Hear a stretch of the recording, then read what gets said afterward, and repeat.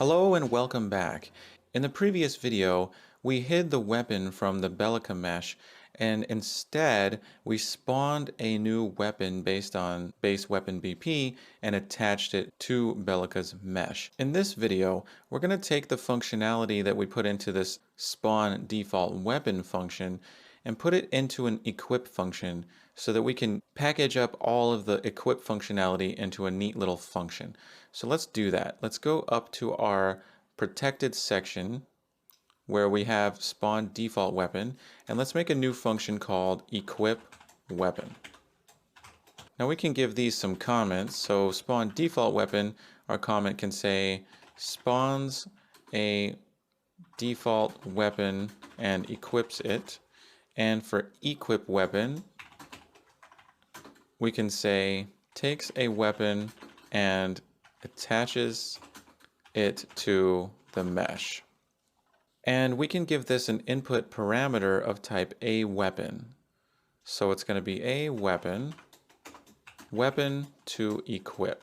Now I believe we forward declared a weapon down below in the private section. So we'll need to forward declare this up here. And we can find where we forward declared it down there. And we don't need to do it down here anymore since we're forward declaring it up in the protected section. Okay, we can go ahead and create a body for this function. And in this function, we're first going to check to see if weapon to equip is valid. And then we can use some of the functionality we put into spawn default weapon. For example, we need to get the skeletal mesh socket, so we can copy this line. So this basically creates a local variable called hand socket and gets the right hand socket. Next, we can check if that hand socket is valid, and if so, we can attach the weapon to that socket. So we'll paste in if hand socket, and we'll use the call to attach actor, but instead of default weapon, we're going to attach weapon to equip. Now finally, we can set the equipped weapon variable to this weapon. So I'm going to place that line down here, and instead of saying equipped weapon equals default weapon, we're going to set it to weapon to equip. Now there's a couple things I also want to do in here. I want to take the weapon to equip, and I want to get its collision box and its area sphere and set it to ignore all collision types, because when it's in the equipped state, we don't want its area sphere or its collision box to interact with anything. Now that means we're going to have to access the weapon's area sphere and collision box, but those are private variables. So let's go to the item.h header file, and let's put a couple of public getters down in the public section. These will be force inline, so let's say force inline.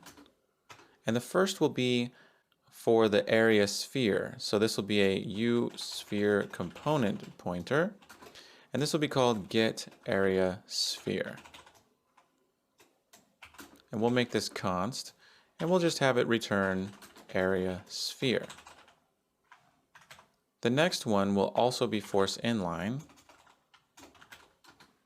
and this one returns a uBox component, and this will be called get collision box. It'll be const, and it'll simply return collision box. So now we have public getters in item that will return the area sphere and collision box. So now in shooter_character.cpp we can access those. So let's get weapon to equip, and we'll first get the area sphere, get area sphere. And from area sphere, we can call set collision response to all channels. And this is going to take an collision response. And we're going to use ignore. Now we're getting the pointer to incomplete class type is not allowed, and that's because we're using the uSphere component. Now we have the include in item.cpp here at the top, so we can get that include here, component/sphere component, but we can also get the box component one as well we're going to go to shooterCharacter.cpp all the way at the top, and we're going to include sphere component, and then from item.cpp, we're going to copy the include for box component.h, and we're going to include box component as well. Okay, so let's go back down to equip weapon, and here we're setting the collision response for the area sphere to ignore all collision channels. So we'll comment this and say set area sphere to ignore all collision channels. And we can also copy this line and paste it here. And instead of get area sphere, we're going to call get collision box. And we're setting that to ignore as well, so we can copy this comment and paste it here. And instead of area sphere, we're going to say set collision box to ignore all collision channels. Okay, so equip weapon handles turning off collision for those collision volumes. It gets the skeletal mesh socket called right hand socket from our mesh and attaches the weapon to that socket. So here in spawn default weapon, all we really need to do is check default weapon class, spawn that weapon, and then all this other stuff, we have a function for that. But this function is called spawn default weapon. So we should keep the functionality appropriate to the name of the function. In other words, this function is not called spawn and equip default weapon, it's just called spawn default weapon. So really all it should do is spawn and return a weapon. So let's change this function so that it just simply returns the weapon that we're spawning.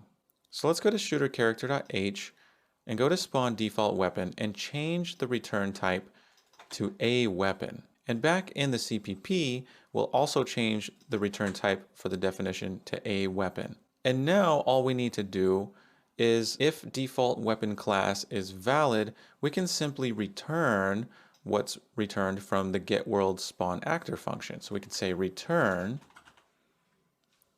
getWorld spawn actor a weapon default weapon class. So if this check is successful, we can return this, and otherwise we'll reach the end of the function and we can simply return null pointer. So if the if check is successful, we'll never reach this because we'll hit this return statement and return the newly spawned weapon. And of course, back in shooterCharacter.h, we use the a weapon type before forward declaring it again. So we need to move this back up to here where we reference it for the first time. So now, instead of just calling spawn default weapon in begin play, we have to actually call equip weapon and pass in what's returned from spawn default weapon. So let's go to begin play and do that. So here where we're calling spawn default weapon, instead we're going to call equip weapon, and what we're going to equip is what's returned from spawn default weapon. And now we don't need to call that spawn default weapon. And for the comment, we can say spawn the default weapon and equip it. Okay, let's compile this now. Okay, so back in the editor, we're just going to simply hit play and make sure we're still spawning the weapon so everything is working correctly. So that will go ahead and conclude this video. In the next video, we're going to add some different states that our weapon can be in because we'd like to be able to do different things with the weapon. We'd like it to be in the world ready for us to pick up. We'd like for it to be able to be equipped. And also, when we pick it up, we'd like it to float up in front of our faces to show us what we're picking up for a second before we equip it. So we're going to add a variable to set the item state for our item. So we'll do that in the next video.